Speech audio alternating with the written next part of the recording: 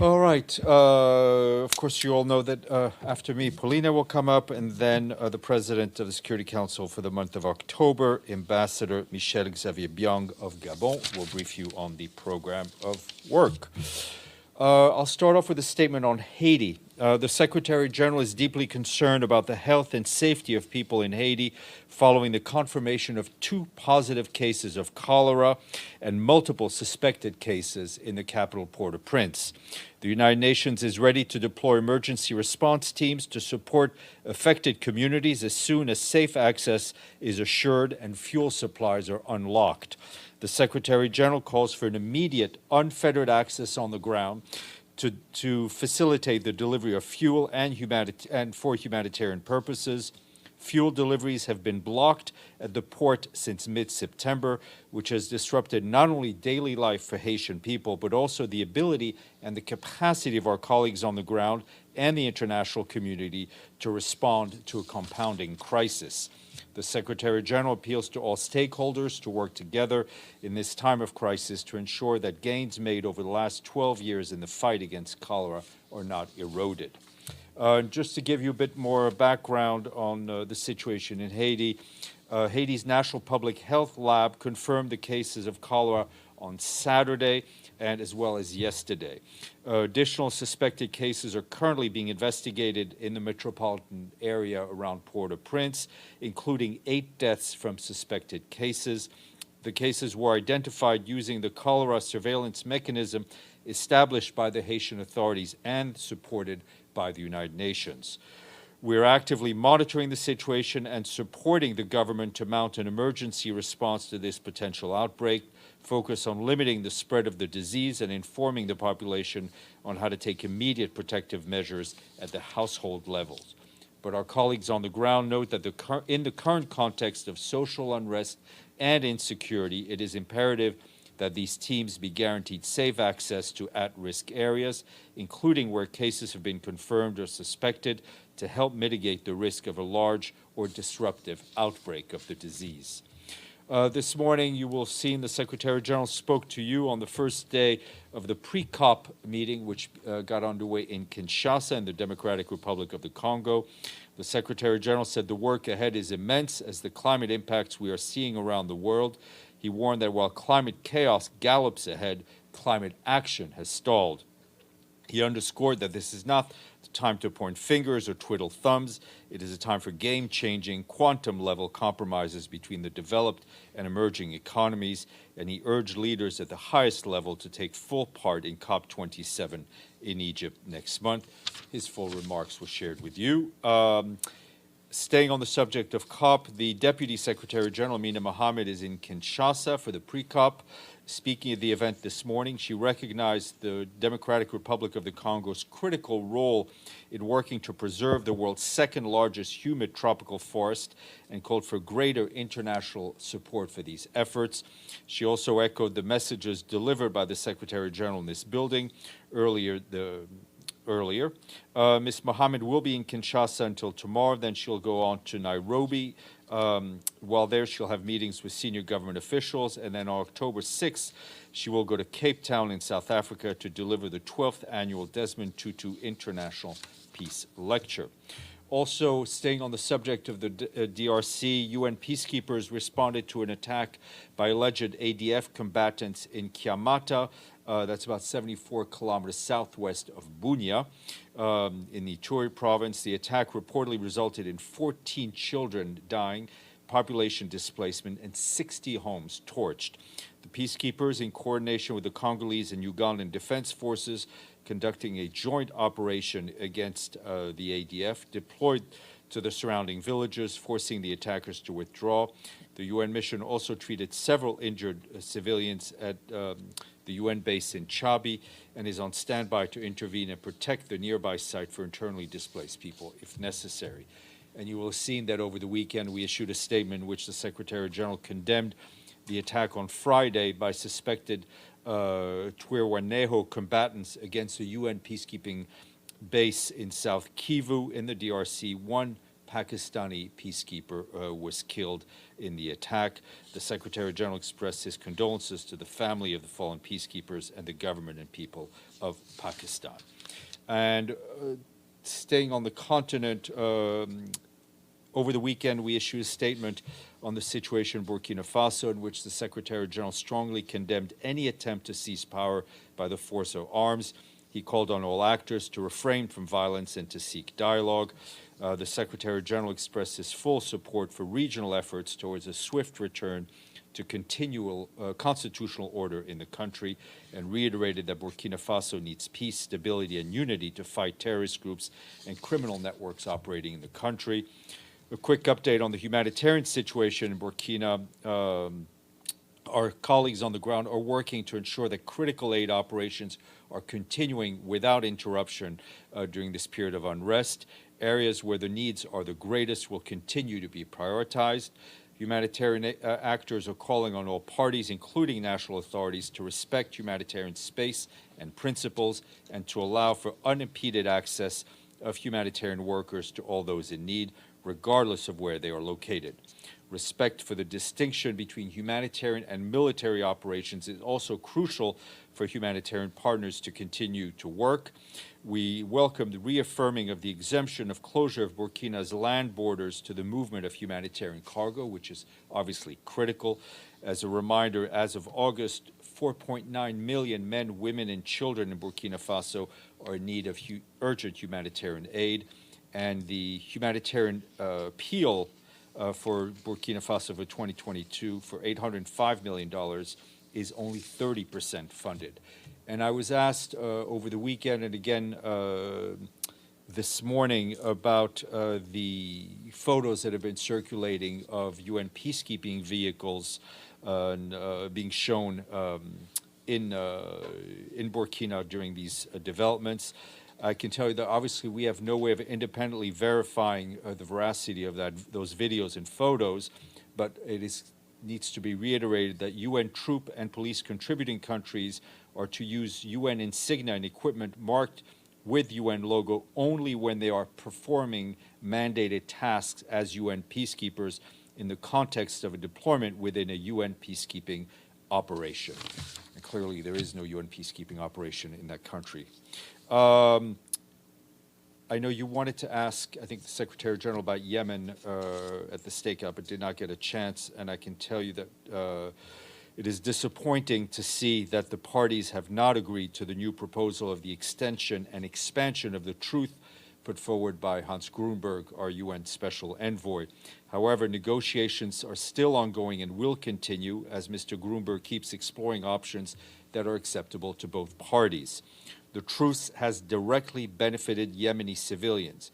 Major military activities have stopped, including Saudi-led coalition airstrikes and Houthi cross-border attacks.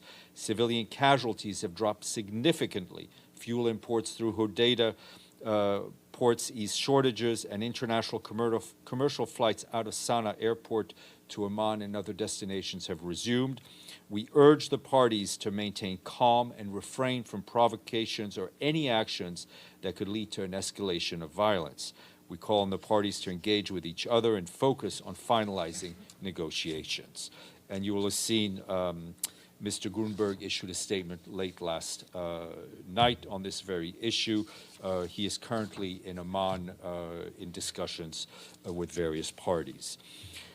Turning to Myanmar, our colleagues tell us there that they are concerned about the ongoing hostilities across the country as they continue to endanger the lives and well-being of civilians.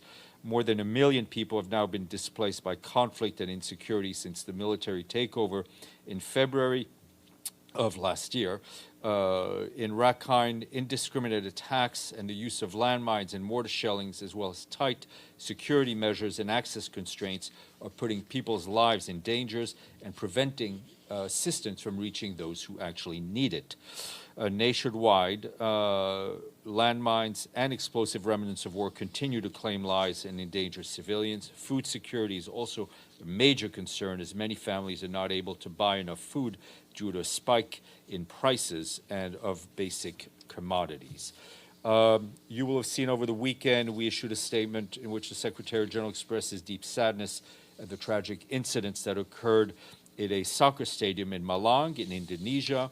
And we also issued a statement expressing the Secretary General's gratitude that following his appeals to the President of the Islamic Republic of Iran, our former colleague, Bakr Namazi, has been permitted to leave Iran for medical treatment. Wanted to flag that we have a new resident coordinator in Cambodia. Our friend Joseph Schurer of Luxembourg took his post up on October 1st. This follows his appointment by the Secretary General and the host government's approval. Mr. Schurer, longtime UN staffer with a lot of experience, and you can find his bio online. The UN Conference on Trade and Development today released its Trade and Development Report for 2022, warning that monetary and fiscal policy moves in advanced economies risk pushing the world towards global recession and prolonged stagnation, inflicting the worse damage than the financial crisis in 2008 and the COVID shock in 2020. UNCTAD expects the world economy to grow 2.5% in 2022. Prospects are worsening, with growth in 2023 expected to decelerate further to 2.2%, leaving real GDP products still below its pre-pandemic trend by the end of next year, and a cumulative shortfall of more than $17 trillion, close to 20% of the world's income. That's good news. Today is World Habitat Day, and a message for the day, the Secretary General notes that this year's theme, Mind the Gap, Leave No One and No Place Behind, puts the spotlight on widening inequalities in living conditions across the world. He points out that today over 1 billion people live in overcrowded settlements with inadequate housing, and that number is rising every day. He stresses the need for more urgent action and greater investment to provide affordable housing to all, alongside access to electricity, water, sanitation, transport, and other basic services. Edie, if you have a good news question, I will take it, because it's pretty depressing. Not necessarily. Yes, I was saying that with a little hope of success. And hopeful. First, on Bakr Namazi, was the United States involved at all in negotiations on the release and ability to travel of Mr. Namazi? I can't really answer that. The only thing I can tell you is that this is an issue that the Secretary General has been raising with Iranian authorities for a long time. We've now seen some results. I think you'd have to ask the Americans about any involvement, if any. And it wasn't quite clear from the statement about what's going to happen to his son. His son was released from detention. Is he going to remain out of detention? Will he be able to travel with his father? I don't have any information on his possible travel. What I do hope is that he will remain out of detention. Okay, and my question is, the Associated Press and PBS did an investigation on Russia's smuggling of Ukrainian grain. And the investigation showed that Russia is using falsified manifests and subterfuge on the sea to steal Ukrainian grain worth at least $350 million.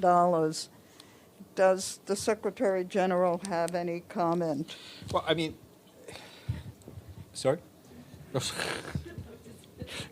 Okay. No, we've seen the reports, and these reports have surfaced from time to time. We don't have the ability or the mechanism to verify or mandate to do so. The only thing I can tell you is where we are involved in grain shipment, and I think Amir Abdullah spoke to this very eloquently when he briefed you, is that in the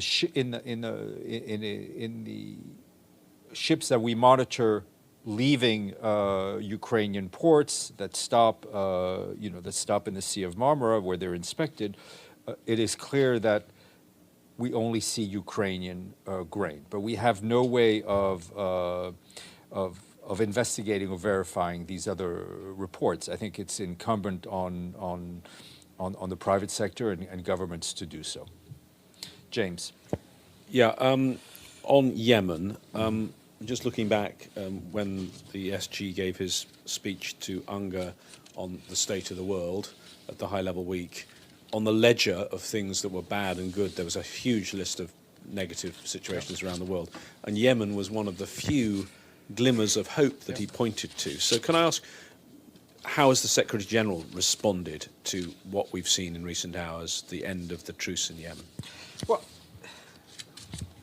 disappointed, right? But all hope is not lost. There is still time for the parties to agree on the continuation. And the parties can show by their own action that they will not resort to violence. So we are pressing ahead. Mr. Grunberg is in discussion by phone and other means with various parties. But it is not, we in no way see it at the end of the road. We're very disappointed by the current situation, but there's still time for the parties to do what they need to do to benefit the people of Yemen. And one quickly on DRC, which is in the news in several ways today. I wanted to ask you, and I'm not sure you'll have anything on this right now, but there is still that plan, in addition to the UN force, to have an African, Kenyan-led force in eastern DRC, which will somehow work in parallel with MONUSCO. Who is involved in the negotiations at the UN to try and make these two mesh together? Well, there are two things. There is no meshing together, as far as I understand, in terms of mandates and Security Council and things here.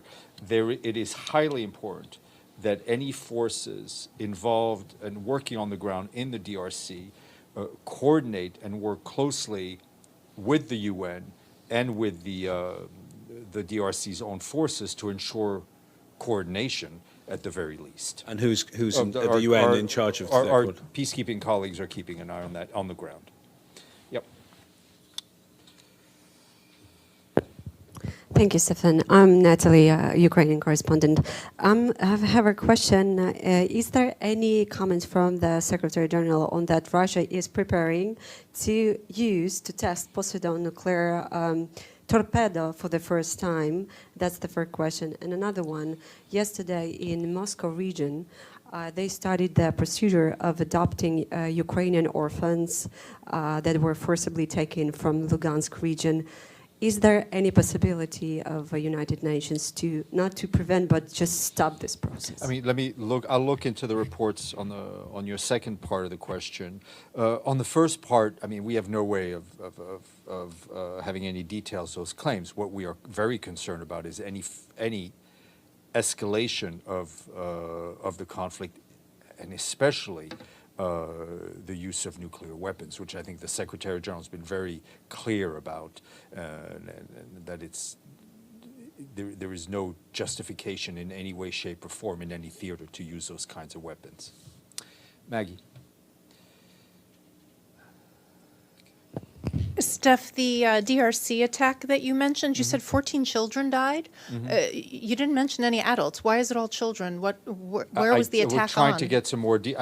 Was it some sort of a school or? I'm trying to get a bit more details, but that's the information that I received. Okay, and then on the Haiti, on the cholera, the 8 deaths, were they all in the same area? Were they all just Port-au-Prince? I mean, it's a big city. They're all in the Port-au-Prince metropolitan area.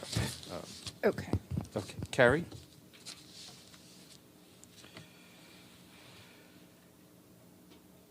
Sorry, thanks, Steph. A quick follow-up on Yemen. Was the supertanker rescue in part of the truce agreement, or not at all? And no, that's the issue of the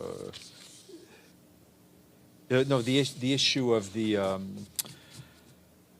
I'm sorry. I have to correct myself too, Maggie. Okay. But no, the issue of the Safra tanker is separate. I mean, separate in the sense that it's not part of the truce, but part of the whole challenges facing Yemen. And where is the level of, you were still gathering some funds, right? Yes, and we continue to trying to harvest cash. Where are you right now? Or what does it close, need to we're be? close to the goal, but we're not there. We don't have enough money yet to start the operation. But And we're if you have getting enough closer. money, can you start the operation even though We if need the a truce? we need a minimum amount of money to be able to start the minimum operation. But would the truce being not concluded, would it be okay to start the operation anyway?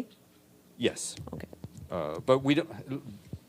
That doesn't in any way take away from the critical need to continue the truce.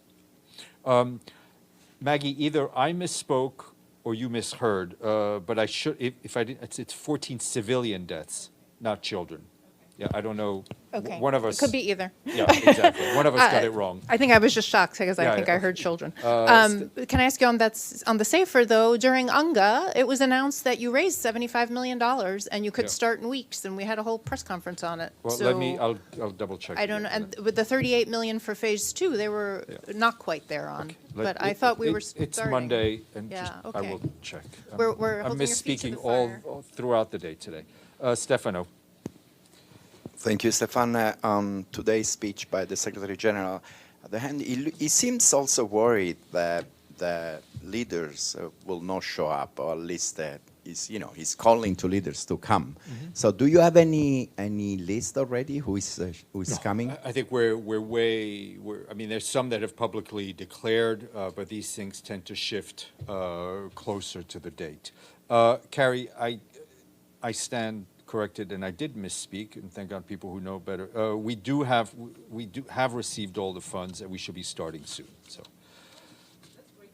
Yes, exactly. But obviously, it's news to both you and me, but it had been announced. Benno. Thank you, Steph. About the sabotage of the pipelines in the North Sea, Yeah. Nord Stream 2 and 1, is the Secretary General in any contact with leaders in the region? Is there anything the UN plans to do about this? Is there, does any Secretary General think there should be an inquiry internationally about that? Well, I think what is first, the most important thing is to repair, right, and to stop this this gas leak. If something is mandated to the Secretary General, we will follow suit. But I would refer you also to what our DESA colleagues said in the Council. And were there any contacts? Not that I'm aware, not on this that I'm aware of. Yep, Natalia. I am Veronica. I'm from Dhaka, too. I want to ask about the Black Sea Grain Initiative. So, Secretary General made it clear that it is one of his priorities to prolong this agreement. But now, our president openly said that after the annexation of the occupied territories, any kind of negotiations with Russia are possible only with another president ruling it. I wonder what is the progress on this prolongation of the Black Sea Grain Initiative and whether the latest events somehow affected it. You are right that the Black Sea Grain Initiative is a priority of the Secretary General. It has proven extremely effective, and it has critical impact on the price of food at the wholesale market globally. It has been made clear to us that the Ukrainian president and the people we've been speaking to continue to support the Secretary General's efforts in this regard. Yep. Shadi Abdel Sattar from Shar al-Awsat newspaper, Dag Hammarskjöld Fellowship. I have a question about the situation in Iran. Do you have any update on the situation there regarding the repression of women, of the protestations, and does the Secretary General have an initiative or a plan to send a delegation or whatever? We have no, there's no plan to send a delegation. As in any place, we need to be invited by the host country, and that's just a matter of principle. I have no operational update to share with you except to say that our concerns about the situation on the ground continue. Yes, ma'am. Yep, please.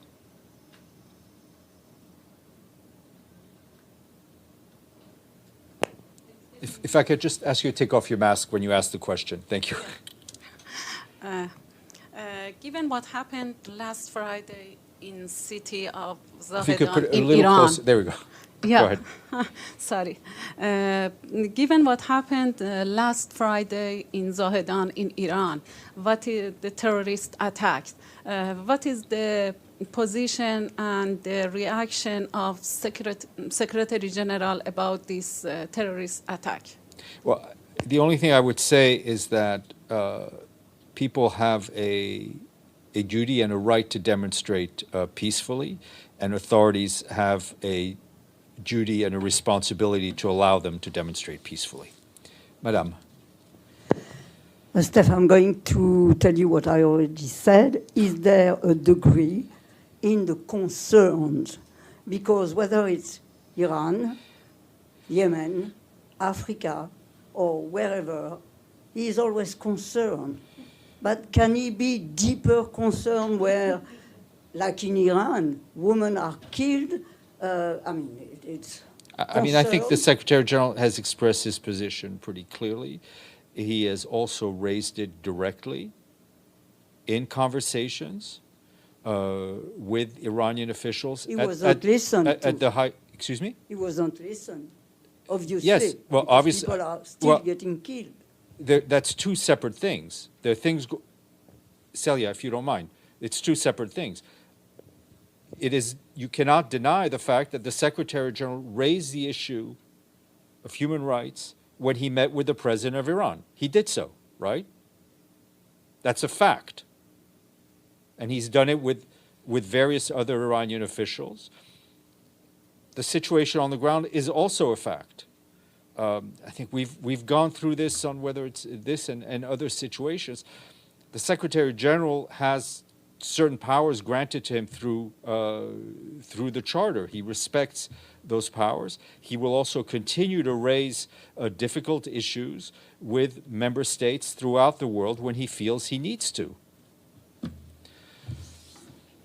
Okay. Any questions online? Otherwise, I will give it to Paulina to squeeze in before the President of the Security Council.